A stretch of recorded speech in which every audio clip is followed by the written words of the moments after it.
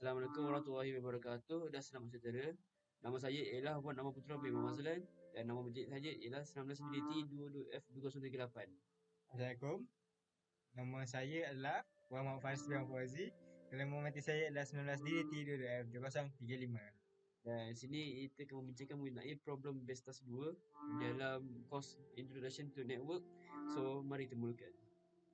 So, di sini dia ada 5 section. Section A, Section B, C dan section D. dan Section E.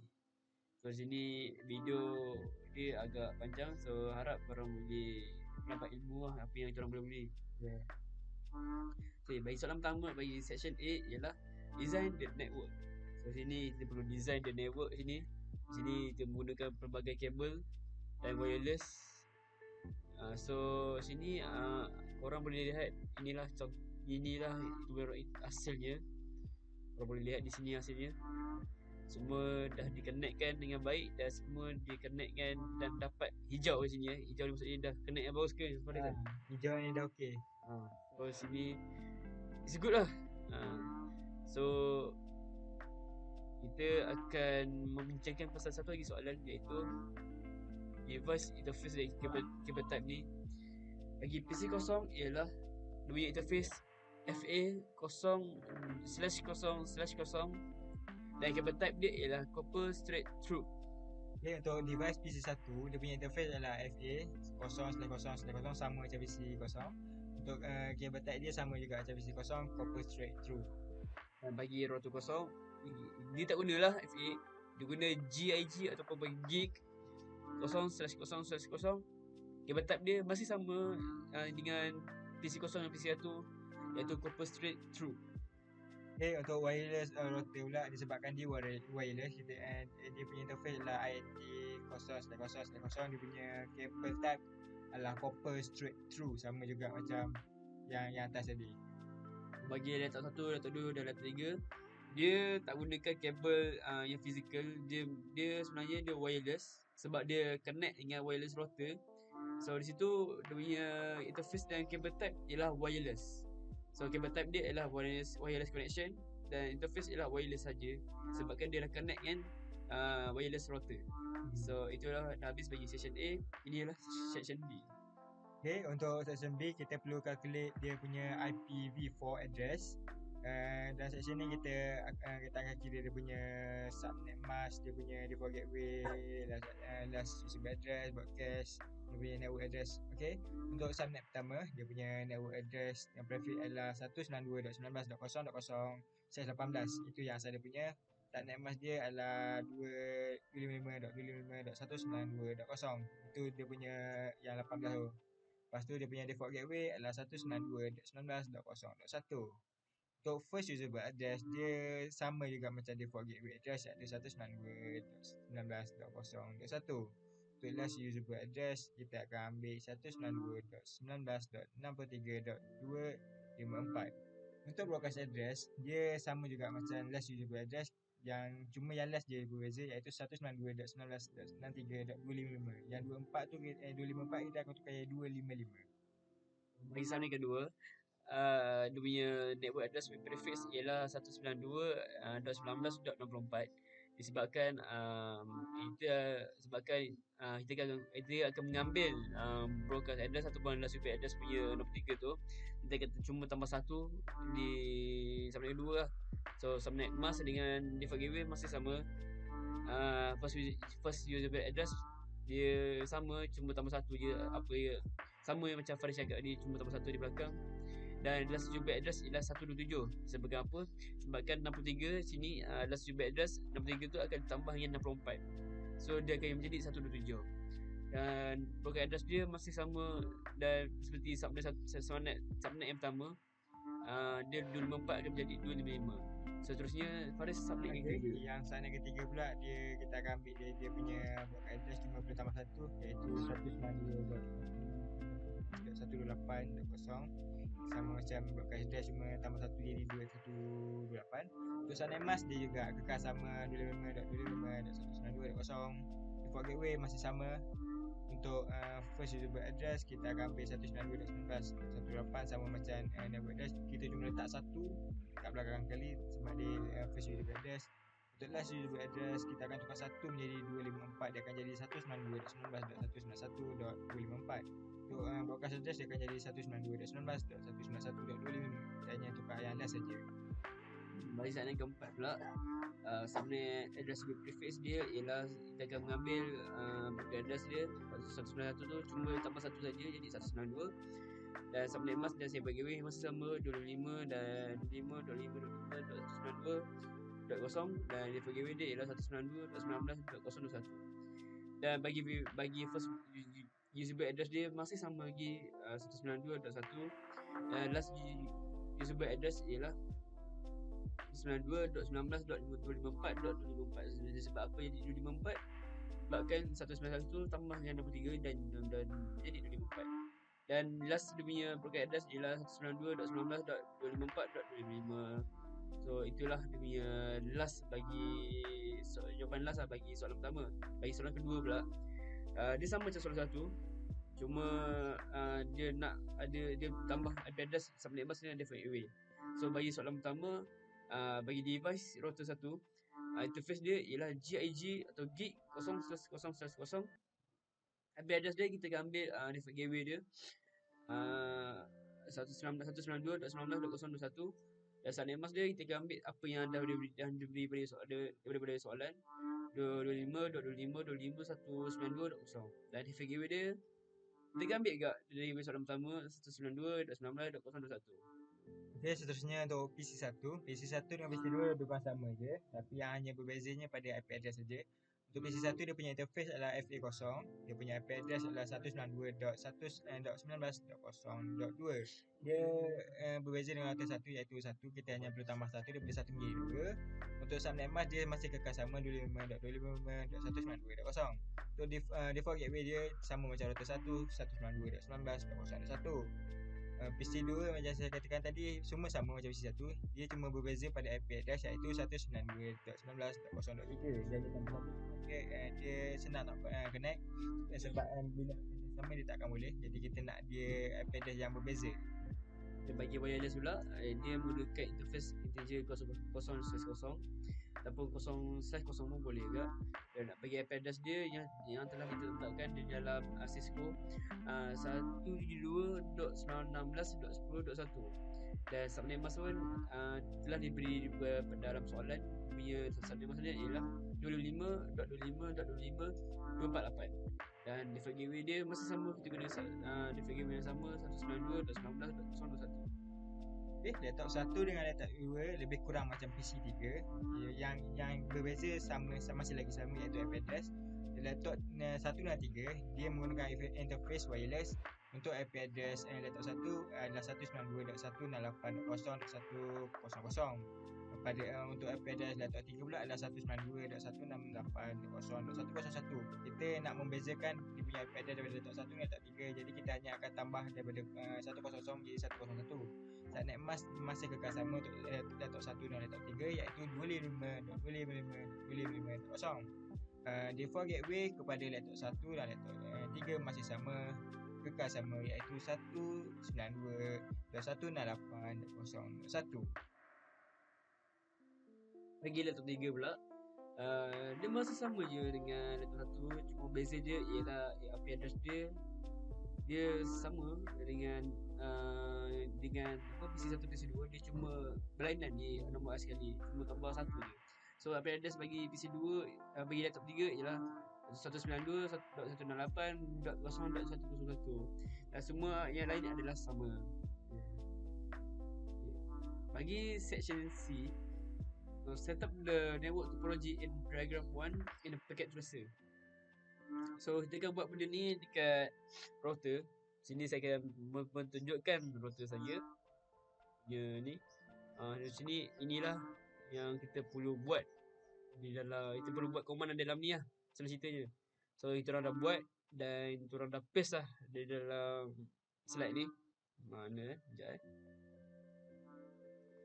So apa yang saya telah tunjukkan, inilah command dia.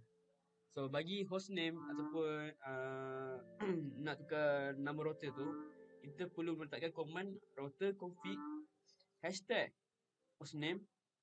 Tu letaklah apa-apa korang punya apa, korang punya tu lah, korang punya minat lah. Nak letak nama apa, nak letak nombor apa, tak kisah. Tapi di dalam soalan kita perlu letak nombor matrik kita. So nombor matrik saja ialah 9DT22F218 dah telah ditunjukkan. Dan bila korang tekan enter, dia akan tukar router kepada 19DT yang nombor matrik saja sini dan menjadi config hashtag. Okay, untuk soalan seterusnya kita perlu membuat banner MOTD. Banner MOTD ini akan dipaparkan kepada anda apabila anda ingin memasukkan password kepada router. Apa yang kita boleh lihat sini, dia punya command tekan Amar punya manage number config slash dia punya hashtag. Kita akan meletakkan banner MOTD, dia punya command. Lepas tu kita akan space letakkan tag. Kita boleh tulis apa-apa yang kita nak untuk memberi beritahu apa-apa. Tapi kesoalan guys tu terus kita tulis authorized user only. Lepas kita tulis, kita kena tutup menggunakan hashtag sekali lagi. Lepas tu kita akan tekan enter. Bila tekan enter tu maknanya kita dah siap selesai untuk membuat banner MOTD tersebut. Gitu, secure for remote connection. So itu punya nak sinkkan benda tu ialah kita perlu letakkan line VTY space kosong space 15 dan dia akan menjadi config line. Di sini kita boleh lihat dia akan tukar config pada config line. Dan kita perlu letakkan password. So password kita adalah Cisco dan kita perlu tulis password Cisco. Selepas itu kita perlu login dan end, dan dia akan berubah proses dia di dalam CLI itu. Okay, seterusnya untuk secure privilege exec mode, dia lebih kurang sama macam remote connection, tapi dia hanya sedikit berbeza. Kita akan letak password yang lebih kurang sama juga macam yang remote connection, iaitu Cisco punya password. Okay, yang mula kita perlu config kita punya ni dulu. Lepas tu kita akan letak dia punya command seterusnya, iaitu line 00. Kita akan tekan enter, kemudian dia akan keluar config line. Apabila keluar config line, kita akan letak komen iaitu password supaya kita boleh letak password. Lepas tu kita letak password apa yang kita nak. Tapi soalan suruh kita letak Cisco, dia letak Cisco, enter. Lepas kita tekan enter tu maknanya kita dah secure privilege exec mode menjadi Cisco dia punya password.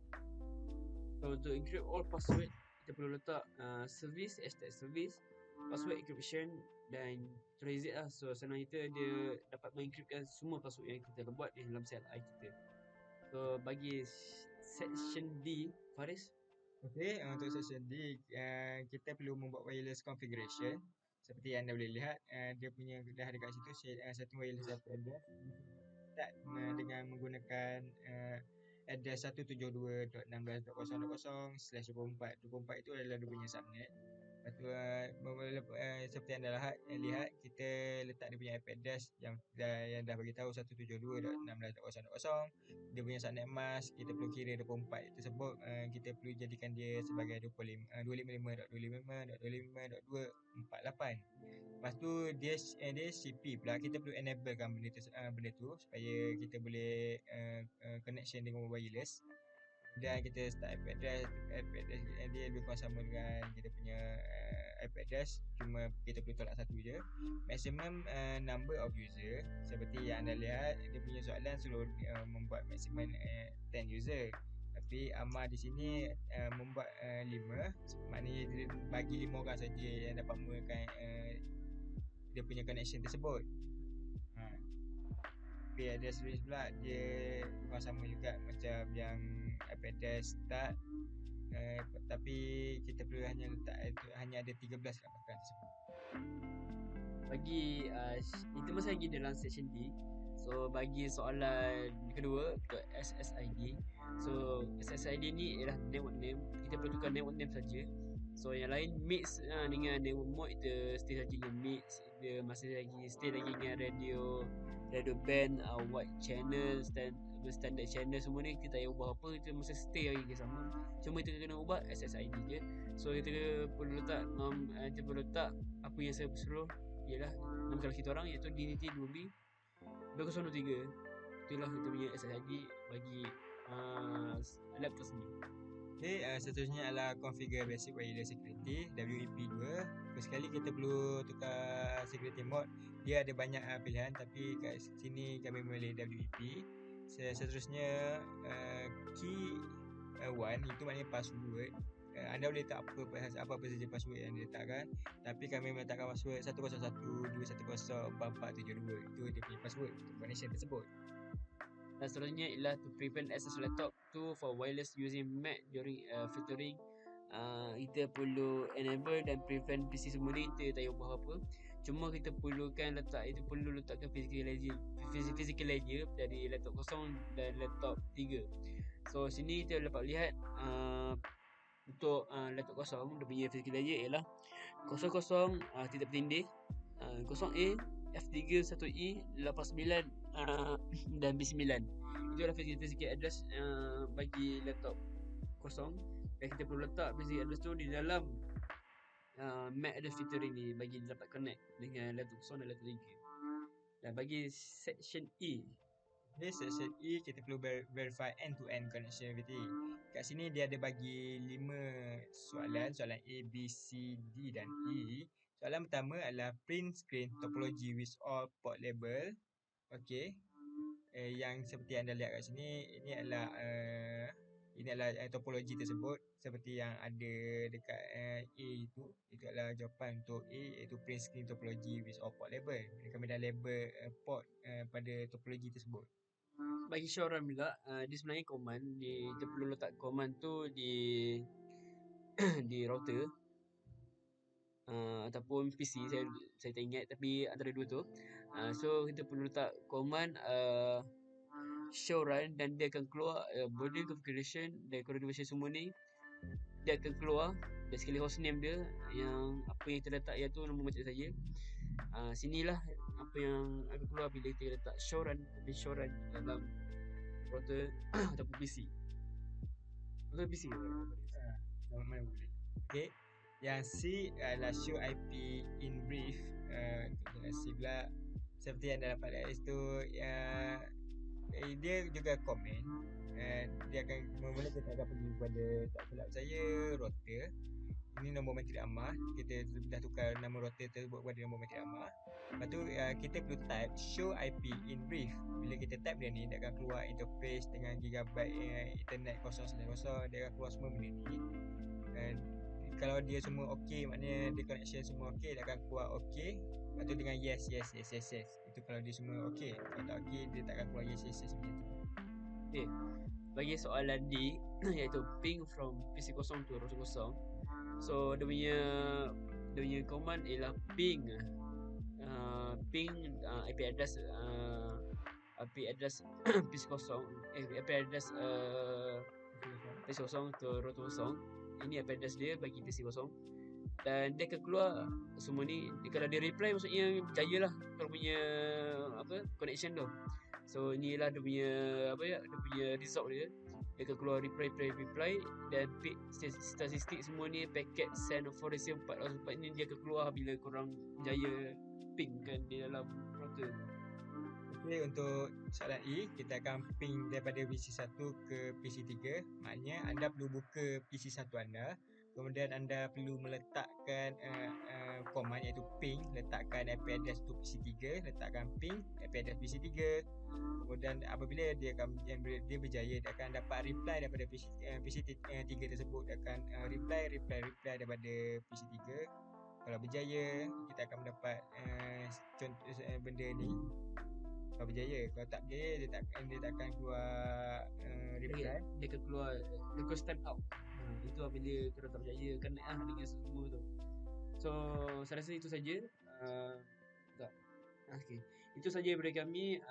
Faris, ada cakap apa, Faris? Saya nak ucapkan terima kasih kepada kerana sudi menonton kami punya presentation, saya dan juga Amar. Amar ada apa-apa? Saya rasa tak ada apa-apa, tapi saya nak cakap something. Terima kasih mendengar pada saya dan Faris punya perbualan. So saya harap ilmu ni dapat masuk di dalam otak korang lah. So saya berharap saya akan terima video ni seadanya. Ini yang orang yang mampu boleh buat pada hari ini. So saya harap dapat memberikan markah yang baik lah untuk itu orang, untuk saya dan Faris. Dan saya berharap saya dan Faris ataupun semua kelas lebih lulus dalam subjek ATM. Amin ya rabbal alamin. Dan itu saja dari kami. Assalamualaikum warahmatullahi wabarakatuh dan selamat malam. Assalamualaikum.